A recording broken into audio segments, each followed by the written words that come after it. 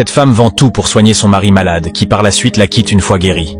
Amaka, une jeune femme dévouée et pleine d'espoir, est mariée à Chuka, un homme ambitieux tombé gravement malade juste après avoir perdu son emploi. Les médecins annoncent qu'il a besoin d'un traitement coûteux à l'étranger pour survivre. Faute de moyens, Amaka prend une décision déchirante. Elle vend leur maison, ses bijoux, et même l'entreprise que son père lui avait léguée. Elle s'endette auprès de prêteurs sans scrupules, mettant sa vie en danger. Pendant tout ce temps, elle dormira dans les hôpitaux, lavera des vêtements, se sacrifiant pour payer les soins. Chuka guérit. Il retrouve rapidement ses forces et son ego. Reniant le passé, il rejette Amaka comme indigne de sa nouvelle vie. Il part avec une autre femme, plus jeune et fortunée, affirmant qu'il mérite mieux maintenant. Amaka, brisée mais digne, refuse de sombrer. Elle reconstruit sa vie de zéro, soutenue par d'anciens amis et un homme qu'elle avait autrefois aidé sans rien attendre. Malgré les douleurs du passé, Amaka s'accroche à ce qui lui reste, sa dignité, sa foi et sa force intérieure.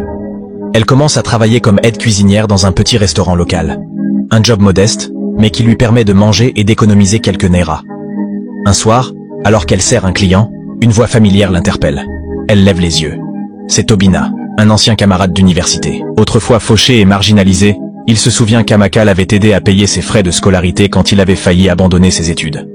Aujourd'hui, Obina est chef d'entreprise dans l'agroalimentaire. Il est surpris, presque choqué, de la voir dans un tablier, couverte de sueur. « Amaka, c'est bien toi? Mais qu'est-ce que tu fais ici ?» Elle tente un sourire maladroit. « La vie, Obina. Elle nous bouscule parfois. » Obina insiste pour qu'ils se retrouvent plus tard. Lorsqu'elle accepte, il découvre peu à peu l'ampleur de ce qu'elle a sacrifié pour Chuka. Touché par son courage et sa sincérité, il lui propose un poste administratif dans son entreprise. Amaka, d'abord réticente par fierté, finit par accepter. Pendant ce temps, la nouvelle vie de Chuka s'effrite.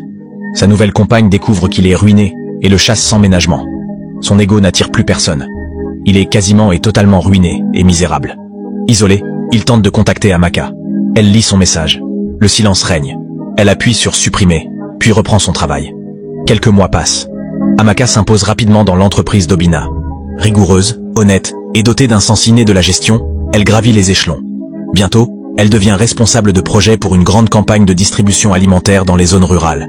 Mais les cicatrices du passé ne se ferment pas si vite. Parfois, la nuit, elle repense aux sacrifices faits, à l'humiliation silencieuse, à l'abandon. Pourtant, elle avance. Pas pour se venger, mais pour redevenir elle-même. Obina, de son côté, se rend compte que ses sentiments pour Amaka ne sont plus ceux d'un vieil ami. Il admire sa force, sa douceur malgré les tempêtes, sa capacité à ne pas haïr. Un jour, il tente de lui ouvrir son cœur.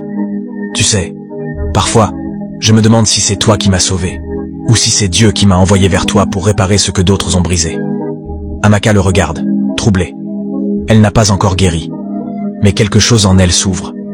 Elle sourit doucement, sans répondre. Pendant ce temps, Chuka, misérable sombre. Sans travail, sans foyer, il erre. Il apprend qu'Amaka a refait sa vie, qu'elle est respectée, estimée, et proche d'un homme puissant. Il commence déjà à regretter amèrement pourquoi il avait abandonné Amaka. Il commence à l'attendre devant l'entreprise, à lui écrire des lettres, à supplier. Un jour, Amaka sort et le trouve assis sur le trottoir, amaigri, les yeux vides. « Amaka, je t'en supplie, je n'étais pas moi-même. Recommençons. » Elle s'approche, le regarde. « Chuka, ce que j'ai perdu, je ne le retrouverai jamais. Mais tu sais ce que j'ai gagné? La paix. Et je ne te laisserai plus jamais me la voler. » Elle le laisse là, avec ses regrets. Et elle rentre dans son bureau, la tête haute. Les jours passent. L'histoire d'Amaka, bien qu'elle ne la raconte jamais, commence à circuler discrètement dans les couloirs de l'entreprise. On la respecte non seulement pour son travail, mais pour ce qu'elle incarne. La renaissance, la force tranquille, la dignité retrouvée. Un matin, Obina entre dans le bureau d'Amaka. « Il y a un projet auquel j'aimerais que tu participes. Une fondation. Pour les femmes abandonnées, ruinées, brisées. Comme toi, autrefois. » Amaka reste silencieuse un instant, les yeux embués. « Tu veux que je transforme ma douleur en espoir pour d'autres? » Exactement. Tu n'as pas souffert pour rien. Elle accepte. En quelques semaines, la suite